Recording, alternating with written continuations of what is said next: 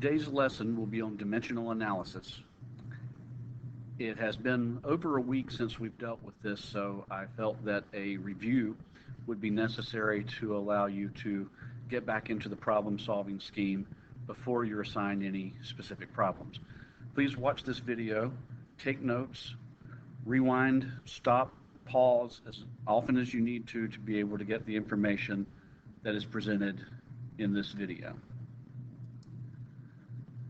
Let's start by thinking about what is dimensional analysis. And a good example of this is, think about when you're using a map. Maps represent large areas usually, and obviously you can't draw a map the size of the United States or the size of North Carolina or South Carolina. So instead, we draw them small, and then we have a scale that represents, for instance, how many inches equal 1 mile, or how many centimeters equal a kilometer. When we look at a map like that, then we're looking at something like here. We've got our scale here. This appears to be in Australia, maybe. We've got 0 to 50 kilometers, and then we have a scale here that every 3 centimeters equals 50 kilometers. So this is telling us an equality, a mathematical statement that says 3 centimeters on this map equals 50 kilometers on the actual location that the map is trying to represent. Another example would be if you ever go to a foreign country and you need to exchange your money for the local currency. So you get statements like a US dollar is equal to 1,535.10 Lebanese pounds if you happen to be visiting Lebanon. It's not a one-to-one exchange rate. The US dollar is quite a bit more valuable than a Lebanese pound. So whenever you use a map or exchange currency, you're actually utilizing a scientific method of dimensional analysis to do that exchange. Many times you do this without even thinking, but what dimensional analysis on paper does for you is that it gives you a technique to allow you to solve some of these problems that may be somewhat simple, and they can also become very complex.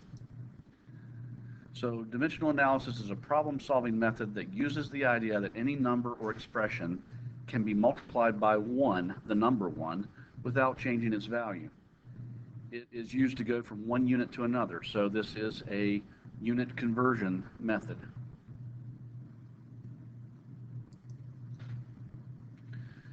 Conversion factors are used, and as we had stated before, a conversion factor is a fraction that's equal to 1. We use that along with the number that we're given, and we try to use that conversion factor to help us determine what the new unit will be, or the numerical value of that new unit. So in the previous slide, we could say that 3 centimeters equals 50 kilometers on the map, or that $1 equals this many Lebanese pounds. And then we write those mathematically. This is what they would look like. Every 3 centimeters equals 50 kilometers on the map. 1 US dollar equals this many Lebanese pounds. So notice that they're converted into equalities.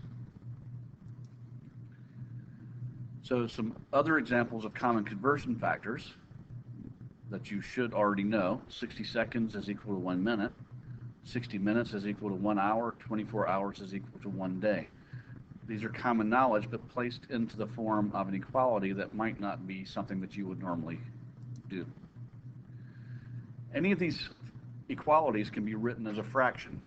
And since both sides of the equality are equal to 1, if you divide one side by the other, it becomes a fraction that's equal to 1. So for example, you can write 60 seconds equals 1 minute as 60 seconds over 1 minute. Since 60 seconds equals 1 minute, numerator and denominator are equal to one another. This fraction is technically equal to 1. We can also take the reciprocal of that, and 1 minute over 60 seconds, again, numerator over denominator. Numerator is equal to denominator, so since we have equal quantities in numerator and denominator of the fraction is equal to 1. And of course, when you multiply any number by 1, you're not really changing the number. You're keeping it equal to what it was to begin with, which is something that we have to do in conversion factors. So be careful how you write these when we're actually starting to solve problems. When you write the conversion factor in a dimensional analysis problem, it needs to be set up so that like units cancel. So as an example here, we've got 50 milliliters converted to liters. This 50 milliliters, this value, and this value cancel because one of them is in the numerator of a fraction while the other milliliter is in the denominator. So like quantities, like units, like variables cancel if they're in numerator and denominator. That leaves you with 50 divided by 1,000, which would be 0.0500 liters. That's the final answer. Liter is left over. So to solve these, what we do is we start with the given value, always. We then write the multiplication symbol, or another possibility is to write parentheses, or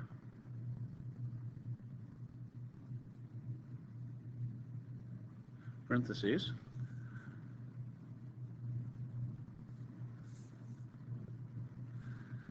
which use the appropriate conversion factor, meaning that we are choosing which unit is in the numerator and which is in the denominator in such a way that the unit we want to cancel away is actually canceled and we're left with the unit that we desire.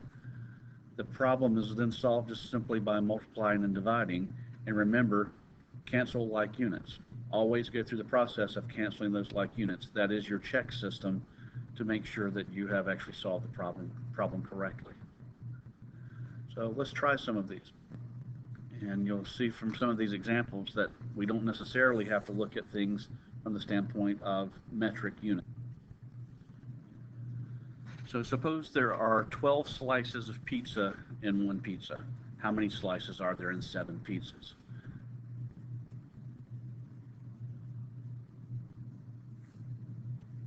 Okay, so we have a given of 7 pizzas.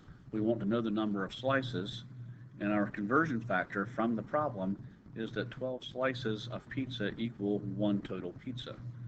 So this is something that you probably wouldn't normally think of as a conversion factor, but it is. 12 slices equal 1 pizza.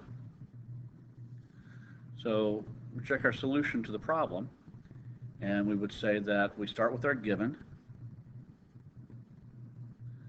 We multiply it by the conversion factor. 12 slices of pizza equals 12 slices equals 1 pizza. So this is the conversion factor. Notice that we have pizza in the numerator and pizza in denominator, so they cancel, leaving us with slices.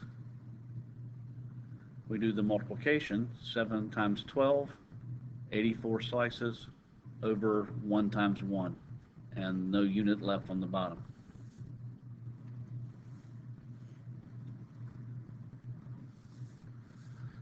Let's try another. How old are you in days? Let's say that you're 17 years old, so your given is 17, and we want to know the number of days. We're going to connect the unit of our given to the unit of desired. So we want to know how many days there are in a year. And using the common number, 365 days is equal to 1 year. We have a statement of equality. So we check our solution, and we'll find that we start with our given.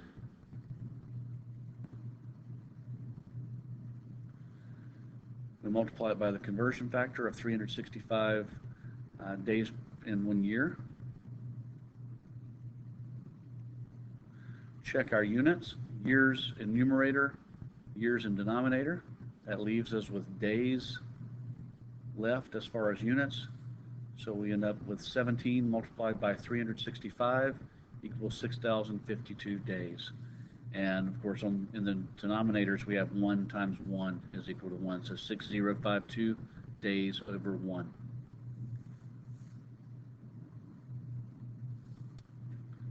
Okay, another using metric this time. Actually, metric to conventional units. There are 2.54 centimeters in 1 inch. This is a statement that becomes a conversion factor. we want to know how many inches there are in 17.3 centimeters. So we have 17.3 centimeters as the given. We want to know the number of inches, and the conversion factor is that 2.54 centimeters is equal to 1 inch. Now, where would you get this from? You could get this from a ruler, or you could look it up, even look it up online if you needed to. We plug in. Conversion factor is 1 inch per 2.54 centimeters. We have our given here. Conversion factor, given multiplied by conversion factor, equals the desired quantity. So 17.3 centimeters, multiplied by 1 inch per 2.54 centimeters, centimeters canceling, that gives us 17.3 times 1. So if I actually had a middle step in here, this would be 17.3 times 1 would be 17.3, divided by 1 times 2.54 is 2.54, and that would equal the 6.81 inches. Okay. You could also say, since we have just ones everywhere, we could just say 17.3 divided by 2.54. Whatever's in the numerator divided by whatever's in a denominator. But remember, the fraction bar means to divide. Okay, so now let's try these. We will determine, this says you try, but I'm going to go straight to the solutions as more examples. Determine the number of eggs in 23 dozen eggs. We know that 1 dozen eggs is equal to 12 eggs. So there's our conversion. 1 dozen equals 12 eggs. We have 23 dozen multiplied by, notice I'm doing a little bit different here. I'm using parentheses instead of multiplication symbols this time. And we can say that every 1 dozen is equal to 12 eggs.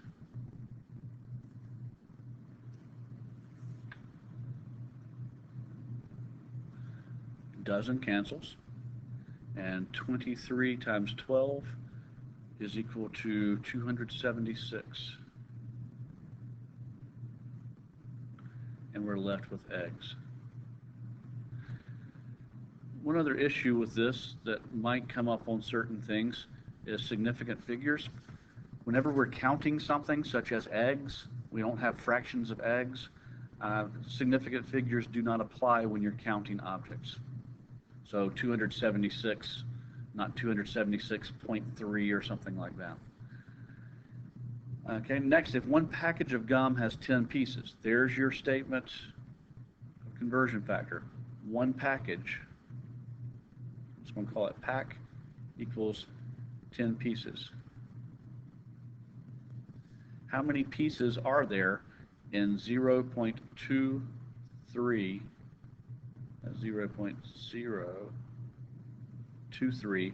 packages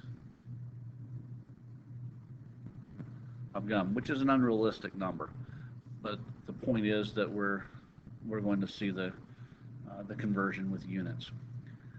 Okay, so we have our conversion factor here. I haven't written it as an equality. I'm going to skip straight to using it as a conversion factor. We want to cancel packages, and we want to end up with pieces. And we know that one package is 10 pieces. So that's going to be 0.23 times 10. Packages cancel, and we're left with pieces.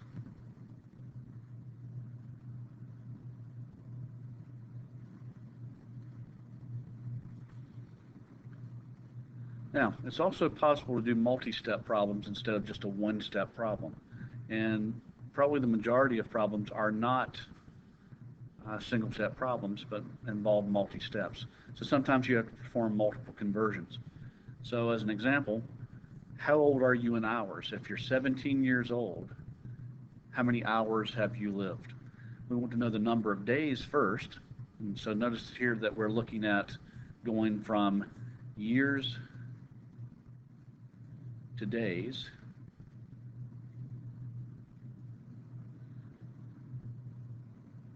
and then from days to hours. Those would be some steps that we might want to consider. Okay, we know that 365 days is equal to 1 year, and 24 hours equals 1 day. So to solve this, we start with our given. Just call that G for given.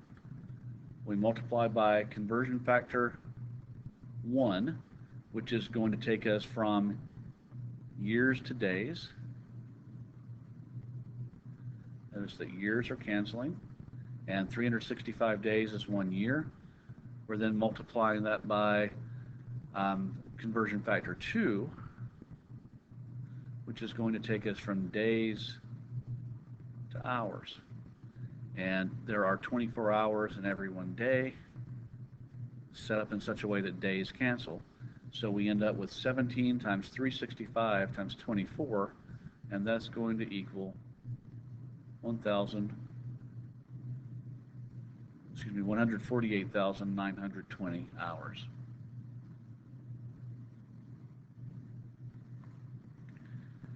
You can also use dimensional analysis for combination units, such as speeds or velocities in units like kilometers per hour or centimeters per second. When you do that, be careful to write the unit in a clean manner. So what I mean by that is you might type something like this, but in factor label it needs to be written as a clear numerator and denominator. That helps in problem solving. Okay, so as an example, we want to convert 0.83 kilometers per hour into meters per second. And we have two different things. We have distance, kilometers and meters, and we have time, hours and seconds. So some conversion factors. We can convert meters to kilometers directly by saying that every 1 kilometer is equal to 1,000 meters. For time, we can take smaller steps and convert that in 2 steps, hours to minutes and minutes to seconds. So 1 hour is 60 minutes, 1 minute is 60 seconds. So these two should be common knowledge. This one should become common knowledge if it hasn't already, because we use the base unit and the kilo unit so frequently. So as we set this up, let's do one thing at a time. In this first one, if you look at it, we've got 0.083 kilometers per hour, and then we've got 1,000 meters per kilometer as a conversion factor. So here's the given, here's the conversion factor. All we're actually canceling here is the units of distance. We're left with 0.083 times 1,000 is 83 meters in 1 hour. Notice that time was not converted. It was in the original quantity, so we end up with this as an intermediate answer. We then can take this, 83 meters per hour, and convert the hours into seconds. And you can see our conversion factor here. We've got given, which is actually the answer to the first part of the problem. Then we've got conversion factor 1, and then conversion factor 2. So 83 meters per hour. In every 1 hour, we have 60 minutes. And notice how they're set up. This time, what we're trying to what our desired unit is, what we're trying to end up with, is actually a time unit in denominator. So we're canceling by adding something to the numerator this time. And then we can convert from minutes to seconds by saying 1 minute is equal to 60 seconds. So this becomes, we go down here, this becomes equal to 83 divided by 60 times 60. And this would be, or 83 divided by 3,600, which would be 0.023 meters.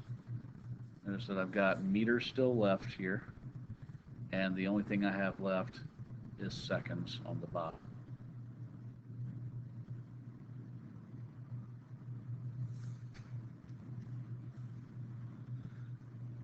So a few more examples using other types of metric units. This one is a conversion of volume. Okay, so we're having a volume conversion. So what we would need to know here, we were trying to convert 25 cubic centimeters to milliliters, and what we would want to know is how many cubic centimeters is equal to how many milliliters.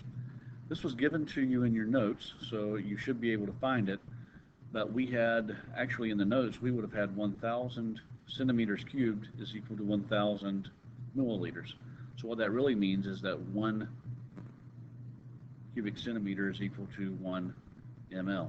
If you don't have this conversion in your notes, make sure it is there somewhere, because this one is used very frequently.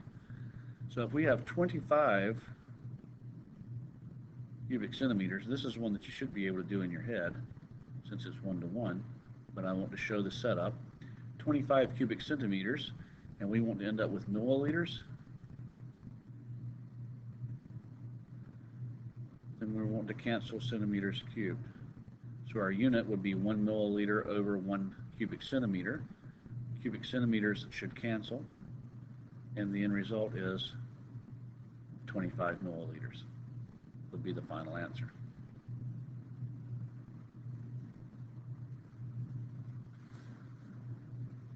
Okay, here we have 25 meters per second, so our given is in 25 meters over seconds. Notice how I'm writing that.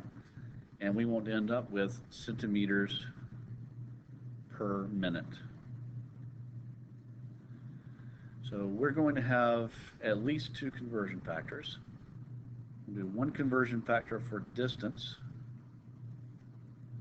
and I'm going to do a second conversion factor for time.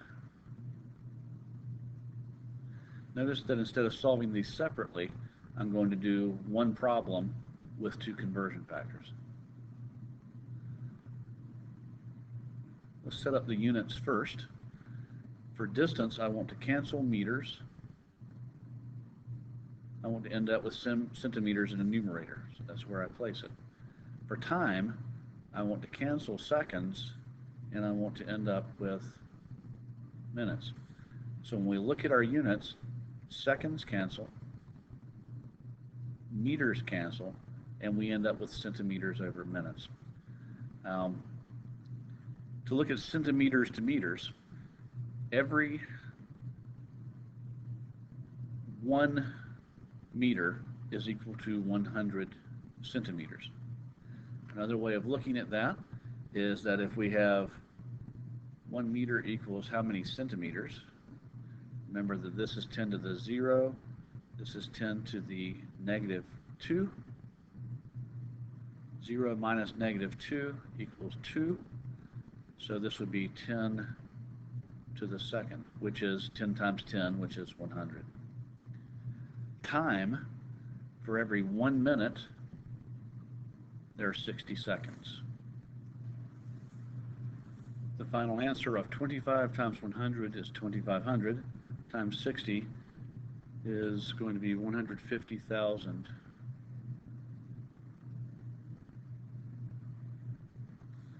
Everything is canceled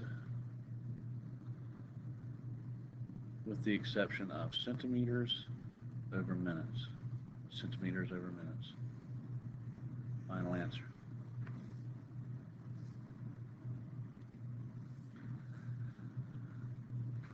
$19 quarters to dollars. And so suppose we have 19 quarters. Multiply by a conversion factor, and we want to end up with dollars. Okay. We know that we want to cancel quarters,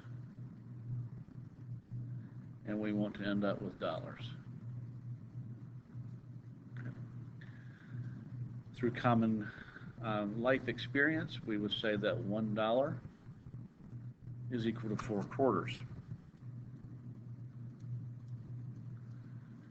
Then we would have as our final answer 19 divided by 4 would equal $4.75, 4.75. Notice from a sig fig standpoint here, money and sig figs don't apply either. If I have 19 quarters in dollar amounts, that would be 4.75 or $4.75. I did not cancel my units, and I should. Quarters cancel, we end up with dollars left over.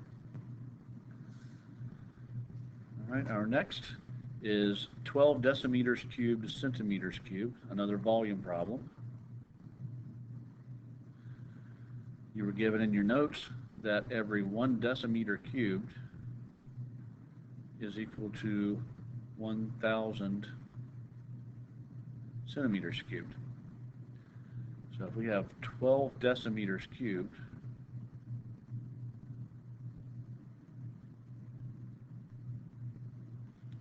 we want to cancel decimeters cubed. We want to end up with centimeters cubed. We know that every 1 decimeter cubed is 1,000 centimeters cubed. 12 times 1,000 would be 12,000 centimeters cubed.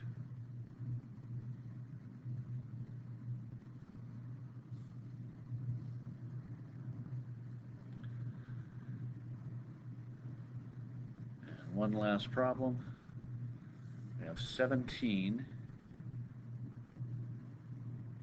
kilograms per liter to grams per milliliter.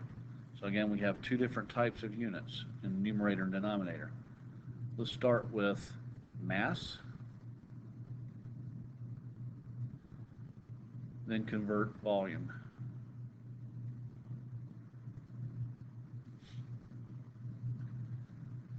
Okay, so we want to end up with grams in the numerator, place it there. We want to cancel kilograms, so we're going to have to place it opposite in the denominator. We want to end up with milliliters in our denominator, and we need to cancel liters. So looking at these, liters will cancel, kilograms will cancel, and we'll be left with grams over milliliters. So from metrics, we know that 1 kilogram is equal to a certain number of grams. And we know that kilo is 10 to the third, gram is a base, so it's 10 to the 0. So 10 to the third minus 10 to the 0 is 10 to the third, or 1,000 grams in 1 kilogram. 1,000 would be fine there. Liters and milliliters, we've got 1 liter equals a certain number of milliliters. This is a base unit. This is 0. This is a milli is 10 to the negative third. So we've got 0 minus negative 3 equals 10 to the third again. So 1 liter, 10 to the third milliliters. So then we have 17 times 10 to the third times 1 divided by 1 times 10 to the third. And our 10 to the thirds are alike, just like the units were alike, so we can cancel those. And that leaves nothing but 17.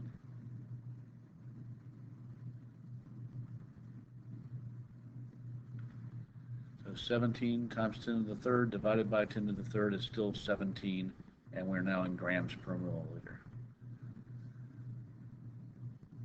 And that is the end of the presentation. At this point, I would expect you to be able to solve a selection of problems, and you're going to be doing that. In addition, remember that you can always go back through this video as many times as you need to be able to try to get the concepts of setting these problems up to be able to solve them. Any problems that you solve by factor label, you need to show all work. Make sure you show the conversion factors and cancellation.